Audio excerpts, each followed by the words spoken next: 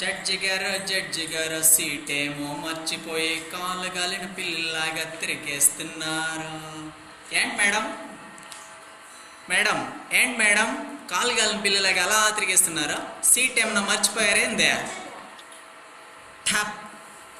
Order order order ఎద్దవ్వా. Order order order.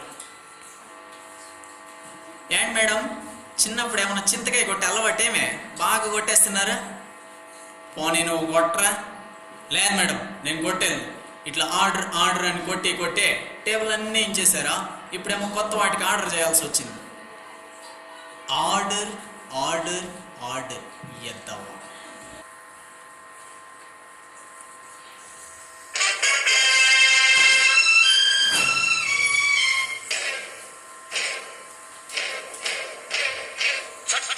న్యాయానికి జరిగిన ఈ సమరంలో, ధర్మానికి రక్తానికి జరిగిన సంగ్రామంలో, కడుపు తీపికి కట్టుబడని తీర్పు ఇది ఆ దైవమే ఇచ్చిన తీర్పు. తప్ప తప్ప తప్ప. ఓకే.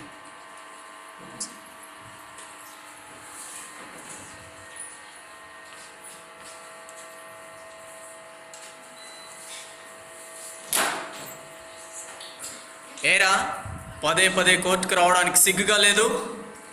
మీరు కూడా వస్తున్నారు కదా మేడం రోజా, మీకు లేదా సిగ్గా?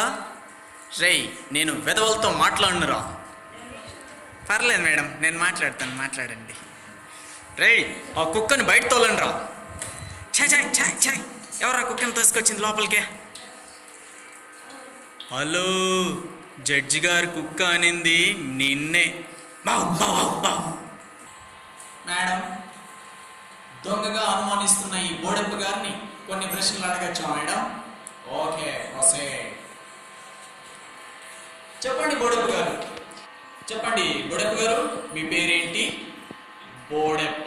B for Bodeppa, B for mummy కదా. అది సరే, అది కదా కదా కదా కదా ఆ ఎర్రప్ప గారి ఇంట్లో నిన్న రాత్రి బండి కొట్టేసినావంట అవునా? అవును సార్ కొట్టేసినావు. సరే ఆ తర్వాత రాత్రి మళ్ళీ ఎందుకురా వాళ్ళ ఇంటికే పోయినావు? సార్ మీరు భలే వాళ్ళు సార్.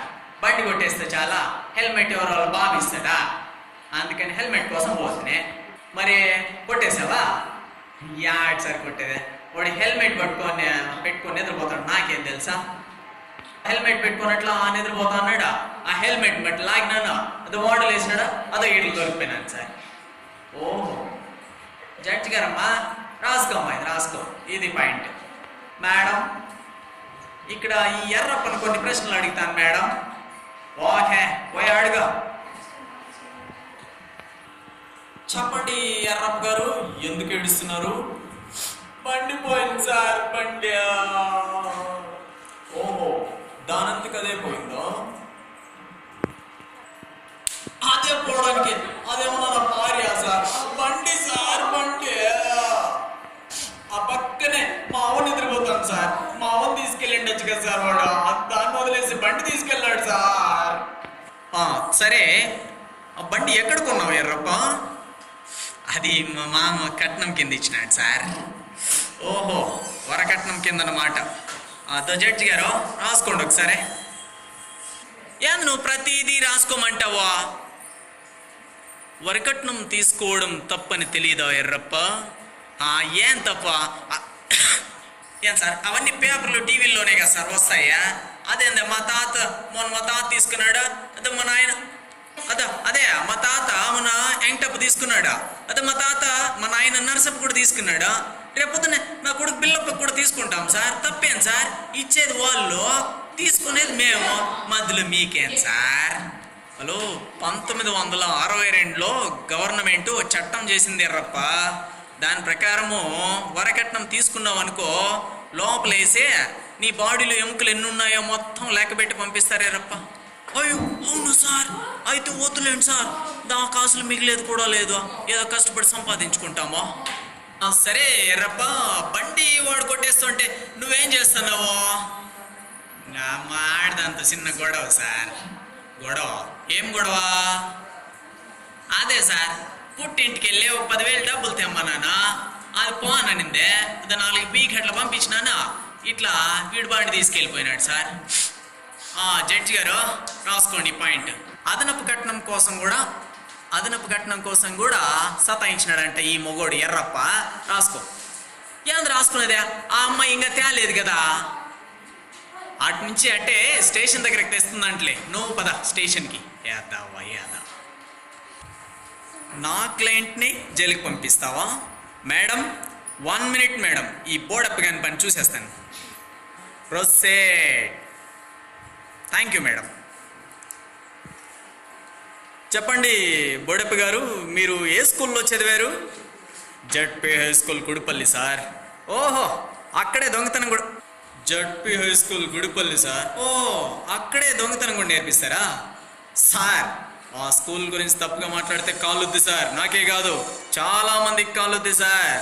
ఆ స్కూల్లో మంచి పనులు, మంచి అలవాట్లు నేర్పిస్తారు సార్. అదో కుటుంబం సార్.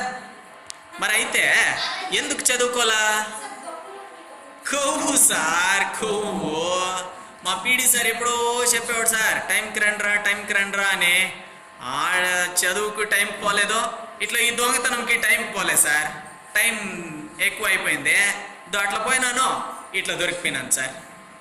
అదిగో అప్పుడు బుద్ధిగా టైంకి వచ్చి చదువుకున్న వాళ్ళలాగా జడ్జి గారు, ఈ లాయర్లు, వీళ్ళంతా నా క్లాస్మేట్లు సార్. నేను టైం ఇట్లా దొంగగా తయారైనాను, అది వాళ్ళు మాత్రం బాగా చదువుకొని అట్లా తయారైనారు సార్. That's all madam. కొట్టేసిండేది గ్యారంటీ తేలిపోయింది. వీని కూడా తోసేయండి జైలుకి. Okay, case is declared. అవును రీ, ఇప్పుడు మీ ఇద్దరిని వదిలేస్తే, అంటే ఇంటికి వెళ్ళిపోమని పంపిస్తే మీరేం చేస్తారా? మేం కోర్టు ముందరే ధర్నా చేస్తాం సార్. మేము అసలు పోయేది. అదేంద్రా అదే? వదిలేస్తే ధర్నా చేస్తారా? అవును సార్, మీకేం తెలియదు సార్.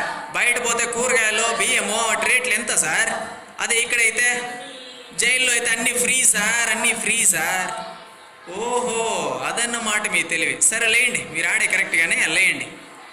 సరేరా, మీరు జైలుకి వెళ్ళే ముందు విద్యార్థులకు ఇచ్చే సందేశం ఏదైనా ఉందా? ఉంది సార్. డియర్ స్టూడెంట్స్, నిజంగానే టైంకి స్కూల్కి వచ్చి అన్ని పాఠాలు చదువుకున్నారనుకో, అదో ఆ జడ్జు, ఈ లాయర్లు, ఆ పోలీసు వాళ్ళలాగా తయారవుతారు. లేదనుకో, చూశారు కదా, అదో మా అలాగా తయారవుతారు. అది పరిస్థితి. కాబట్టి బాగా చదువుకోండి. పదండి సార్, జైలుకి వెళ్దాము. ఏం సార్ జైల్లో స్పెషల్ ఈరోజా? ఒక్కడే చెప్తాం, పదండ్రు మీకు. Thank you.